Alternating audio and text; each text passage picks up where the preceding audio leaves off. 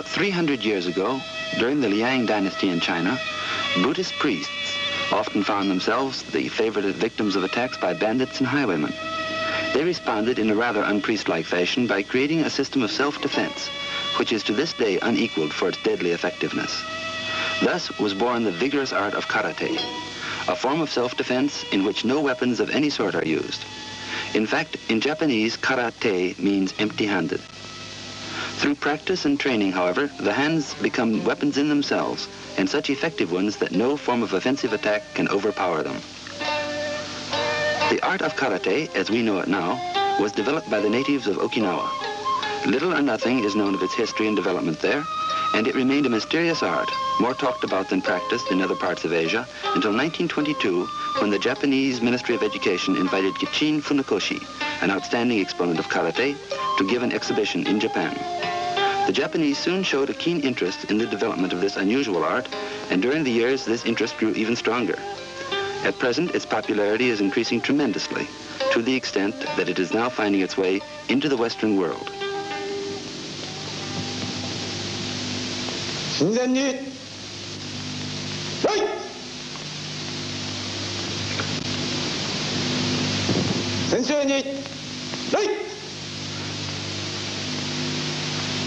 Karate uses every striking surface of the body, both for defense and for attack.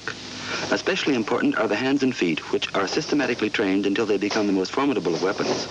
Since karate is essentially a defensive art, they become defensive weapons, to be used when attacked, in which case they are also used for counterattack.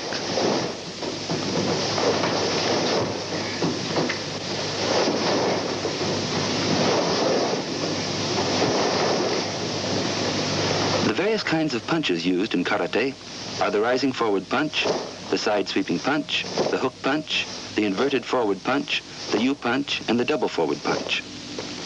The basic movement is the ordinary forward punch. Unlike the boxing punch, however, in karate, the body does not follow through the movement. Rather, the entire body, with emphasis on the hips, is stiffened at the moment of impact, then instantly relaxed so that balance is never lost.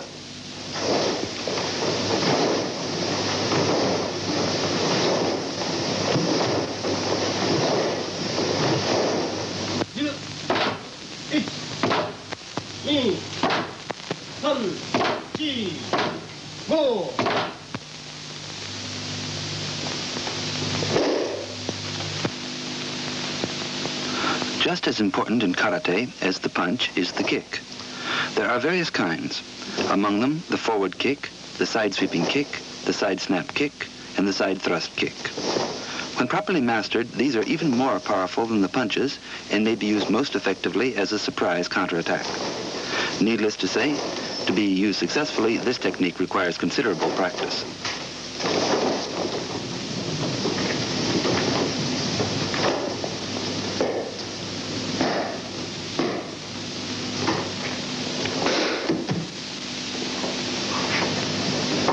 The basic principle of karate is that a strong defense is the best possible offense. In deflecting an assault, the block is executed in such a way that the most effective counterattack may be instantly used. Thus, in karate, the defender, paradoxically, is almost always assured of victory over the attacker. If the block is forcible enough, however, there is often no need for any further counterattack. In other cases, the opponent's attack is both anticipated and prevented by a suitable counterattack.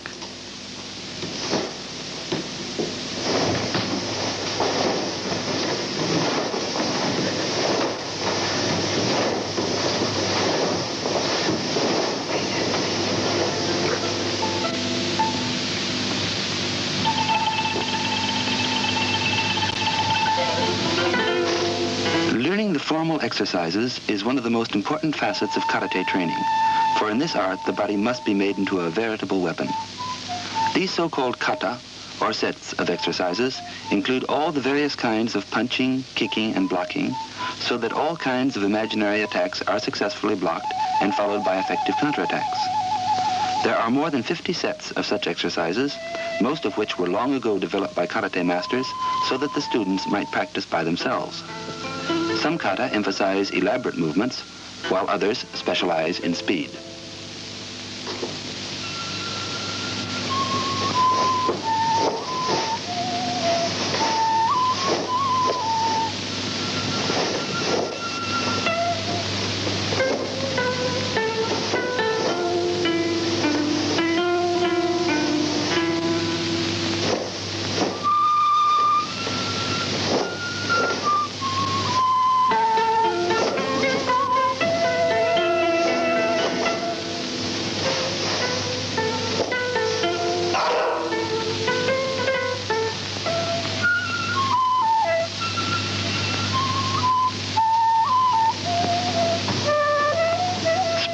with another student comes only after one has become thoroughly familiar with the basic movements of karate. In these mock fights, the attacker is prearranged, and the defender is required to apply the block proper to the mode of attack, following with the counterattack.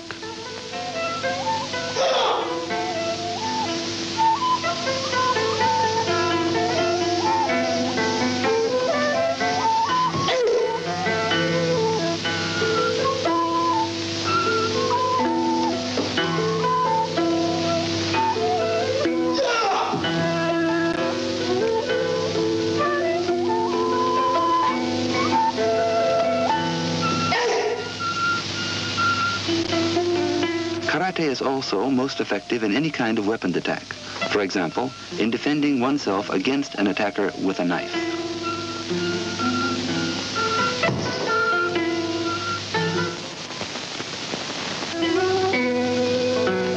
Boxing and karate share some common elements, but are actually quite different.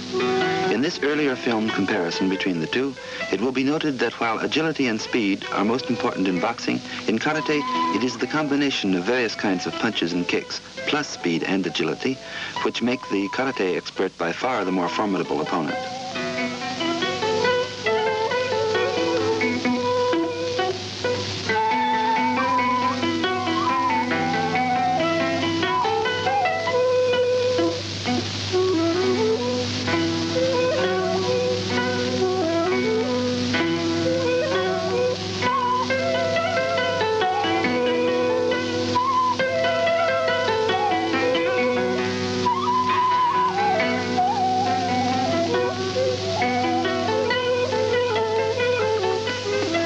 Recently, the art has been gaining popularity among women. Since brute strength is not required, and since karate is more an art than a sport, one may become adept by learning its fundamentals, by constant practice in muscular control and body coordination. Thus, even the most slightly built women may learn a very sure means of self-defense.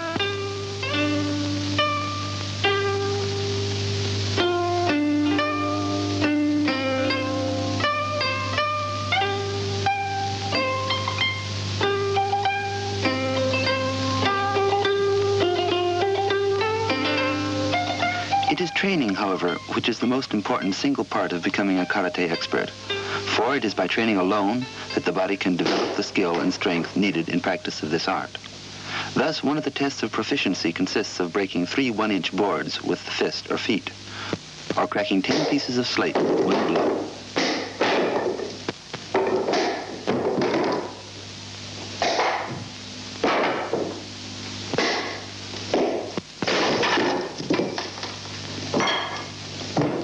Another way of increasing one's strength is by using weights on the hands and feet, a practice aid which is now used in various kinds of bodybuilding as well.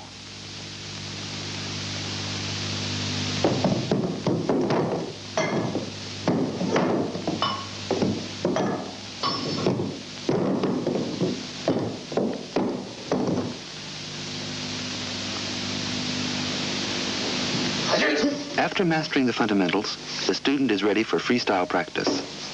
Unlike the sparring practice, here the attack is not prearranged. By this time, the karate student is able to stop his kicks and pull his punches just short of contact. This he must do in practice, or very shortly he would have no one to practice with. This freestyle practice can be quite dangerous if the contestants are careless or over-aggressive, but it does add an element of competition and gives excellent training in accuracy and confidence. As more and more people realize that karate need not be deadly, but may rather be a controlled and exercised sport, giving the students absolute body control, it is expected that these freestyle matches will transform karate into an accepted sport.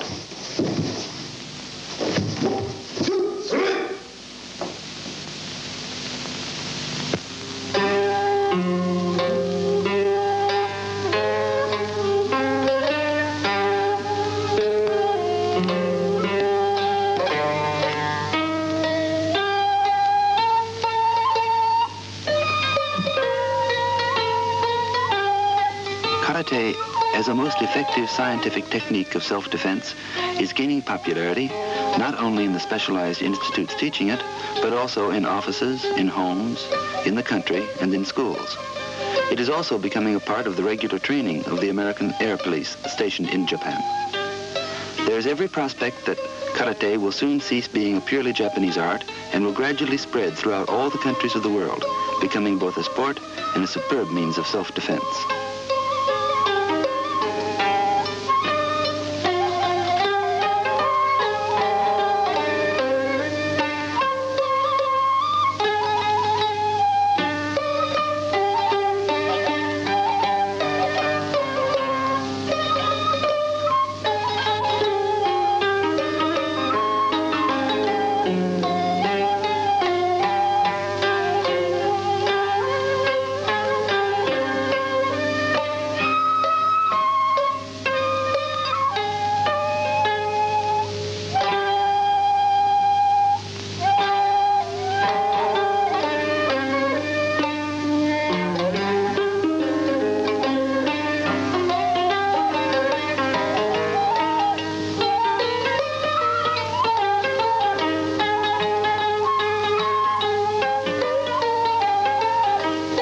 Credit for Karate's present stage of high development is due to Mr. Funakoshi, the man who gave Karate its first Japanese exhibition and who has devoted his life to the teaching and perfecting of this art.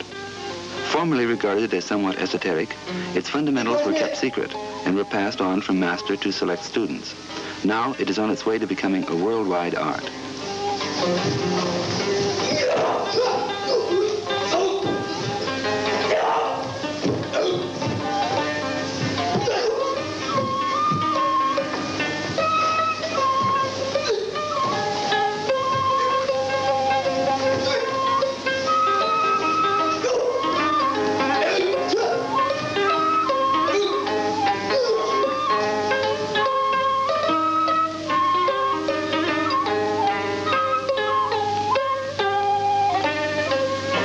Emphasis on successful defense, Karate is based on the highest principles of sportsmanship and fair play. Its practice gives excellent all-round exercise and aids in muscular development. It also teaches poise and self-confidence.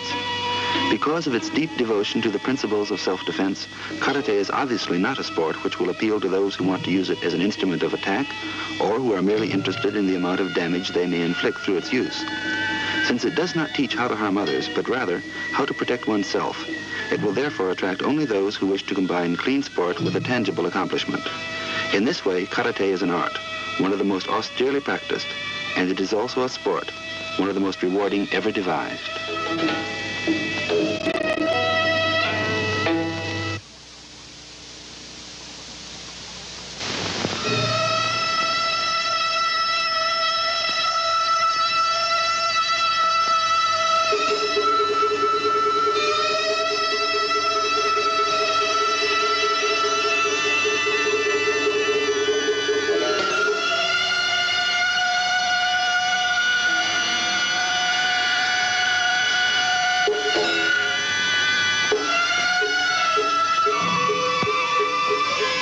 Karate, or empty-handed, was the most strenuous military art of old Japan and remains today a most unusually effective form of bare-handed combat.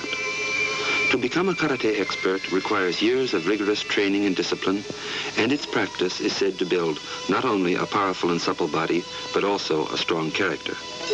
The practice of karate today demands the utmost devotion to the principles of good sportsmanship and fair play.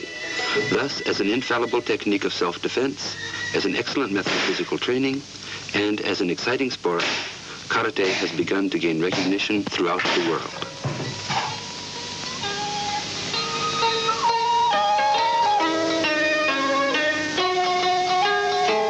Here are two karate men demonstrating the main principles of defense and attack in slow motion. This type of practice, in which the form of attack is prearranged, is what is first taught beginners. Later, as skill is developed, freestyle sparring, in which attacks are not prearranged, may be engaged in as a sport. When this stage is reached, punches and kicks are stopped just short of contact in order to avoid seriously injuring the opponent.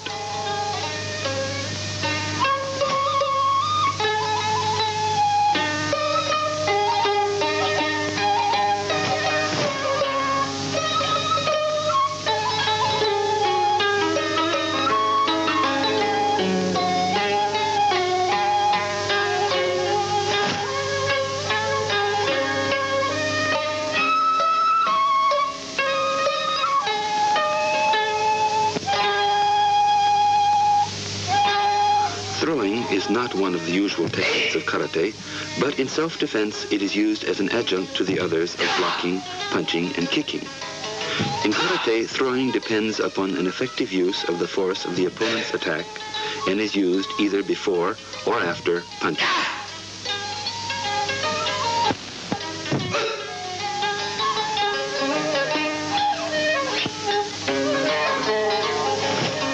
The so-called kata are sets of exercises in which the fundamental techniques of karate, such as striking, kicking, blocking, and dodging, are performed in a set routine. There are more than 50 such sets of exercises, some relatively simple, others rather complex. These enable the karate student to practice by himself and to perfect his form. In practicing these exercises, one imagines being attacked in various ways and from all directions.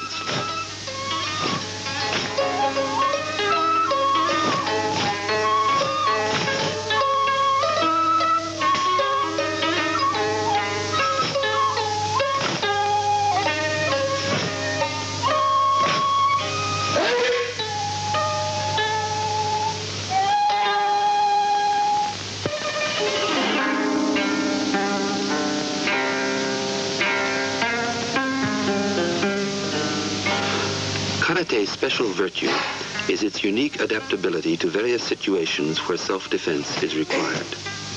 Here, it is used to block an attack aimed at one sitting on the floor in Japanese fashion. The counterattack is then successfully delivered.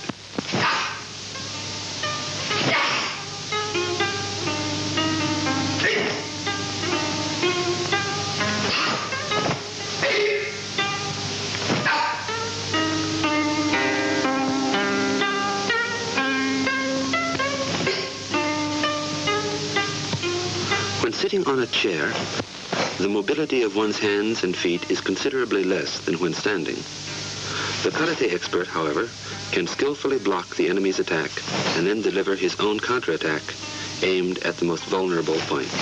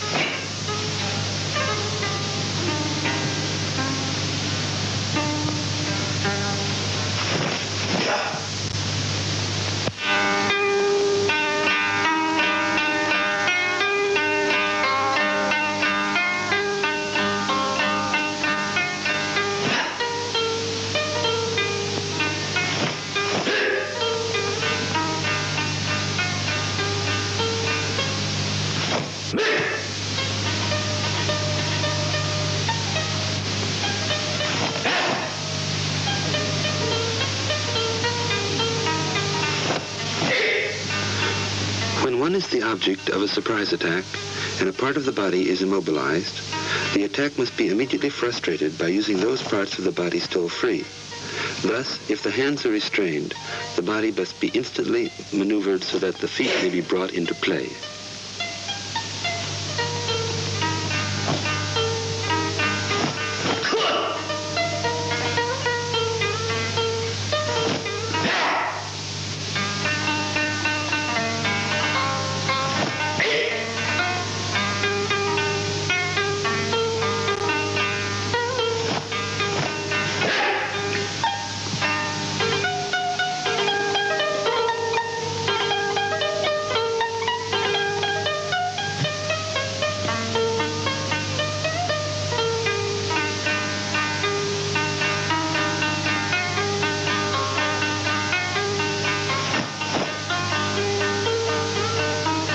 Weapons, too, are generally useless against the karate expert, who, taking advantage of a moment of inattention on the part of his opponent, may successfully defend himself against a pistol.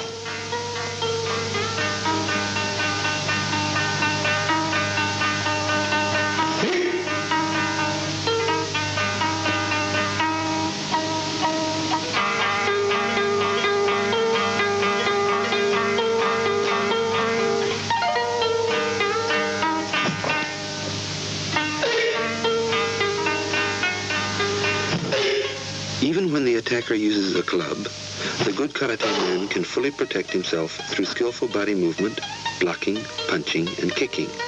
The heaviest of weapons is no match for the hands and feet of the experienced karate player.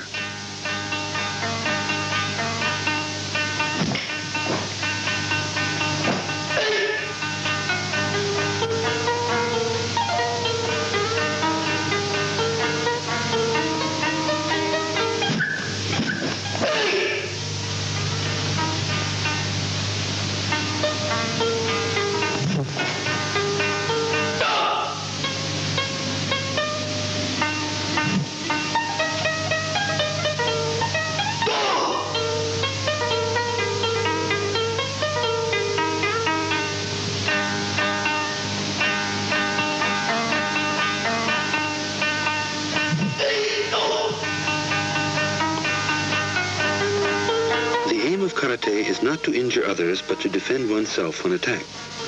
Then, and only then, are karate techniques brought into play. For this reason, karate is much more than merely a way of fighting.